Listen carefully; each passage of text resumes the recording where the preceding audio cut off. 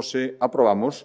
un teito de gasto para o ano 2027 que vai superar por primeira vez os 15.000 millóns de euros. E, ademais, hai que decirlo, por primeira vez, estes 15.000 millóns de euros vanse acadar con fondos ordinarios, dado que os fondos extraordinarios que incrementaban os orzamentos nestes últimos anos, derivados da pandemia e dos fondos MRR, chegan ao seu fin e, polo tanto, o ano que ven non computarán, ou polo menos a previsión é que non computen, na cantidade total, xa digo, por primeira vez vai superar os 15.000 millóns de euros. Ademais de aprobar o teito de gasto, leva aparellado o trámite que hoxe aprobamos actualizar o cadro macroeconómico, as cifras macro da economía de Galicia.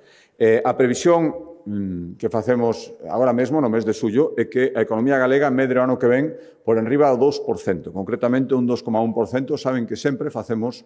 previsións conservadoras, previsións que estimamos realistas e previsións que normalmente despois se poden modificar á alza, que sempre é moito mellor que o contrario. Seguiremos reduciendo a nosa débeda, a ratio débeda-PIB, e queremos situala por debaixo do 13% e a taxa media de paro que prevemos, o rematado ano 2027, estará en mínimos casi históricos, por debaixo do 8%. Esa é a nosa previsión. Por lo tanto, queremos seguir sendo un exemplo de xestión racional, xestión confiable e xestión rigurosa das contas públicas